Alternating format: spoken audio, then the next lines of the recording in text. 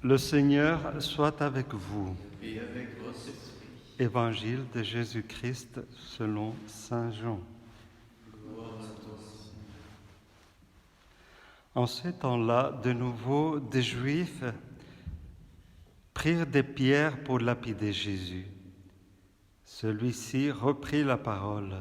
« J'ai multiplié sous vos yeux les œuvres bonnes qui viennent du Père. Pour laquelle de ces œuvres voulez-vous me lapider ?» Ils lui répondirent, « Ce n'est pas pour une œuvre bonne que nous voulons te lapider, mais c'est pour un blasphème. Tu n'es pas qu'un homme et tu te fais Dieu. » Jésus leur répliqua, « N'est-il pas écrit dans votre loi, j'ai dit, vous êtes des dieux ?» Elle les appelle donc des dieux, ceux à qui la parole de Dieu s'adressait, et l'Écriture ne peut pas être abolie. Or, celui que le Père a consacré et envoyé dans le monde, vous lui dites, « Tu blasphèmes », parce que j'ai dit, « Je suis le Fils de Dieu ». Si je ne fais pas les œuvres de mon Père, continuez à ne pas me croire. Mais si je les fais, même si vous ne me croyez pas, croyez les œuvres. Ainsi, vous reconnaîtrez, et de plus en plus, que le Père est en moi et moi dans le Père. Eux cherchaient de nouveau à l'arrêter, mais il échappa à leurs mains.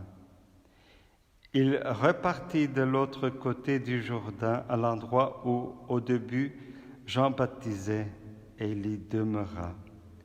Beaucoup vinrent à lui en déclarant, « Jean n'a pas accompli de signes, mais tout ce que Jean a dit de celui-ci était vrai. » Et là, beaucoup crurent en lui. Acclamons la parole de Dieu. Louange à toi, Seigneur Jésus.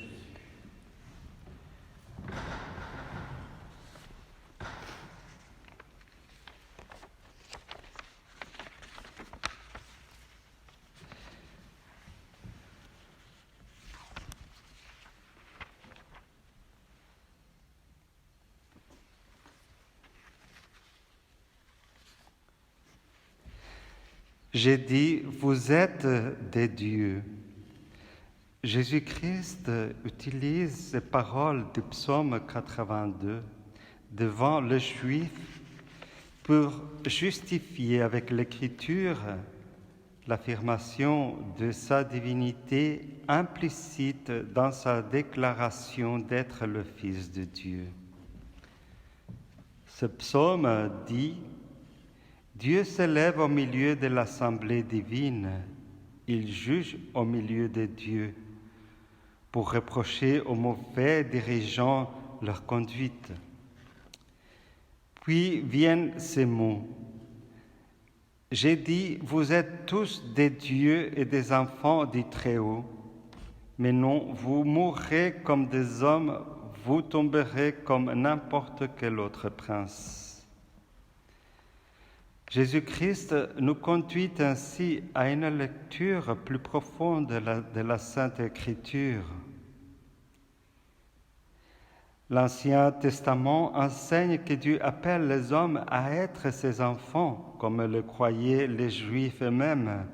Nous ne sommes pas des enfants de la prostitution, nous n'avons qu'un seul Père, Dieu. Une telle chose ne pouvait être que parce qu'il était Père en lui-même, au sein même de la divinité.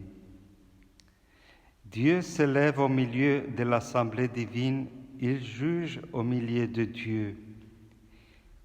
Il est possible que dans l'esprit et l'interprétation de Jésus, cette assemblée divine soit les trois personnes de la Sainte Trinité. Le mystère de la Trinité ne serait pas contraire à l'unité de Dieu dans la mesure où le Père est dans le Fils et le Fils dans le Père. Et la même chose pourrait être dite du Saint-Esprit concernant le Père et le Fils. Et Dieu a envoyé son Fils dans le monde pour faire de nous ses enfants en lui. Les pharisiens, dans leur orgueil, prétendaient s'arroger la filiation divine en dehors du Fils unique.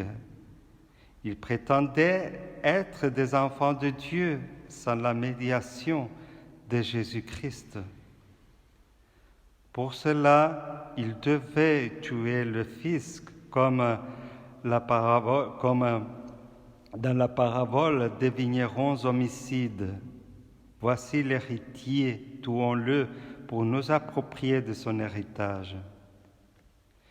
Quiconque prétendrait être enfant de Dieu sans Jésus serait, à fin de compte, un meurtrier, un fratricide, un Caïn.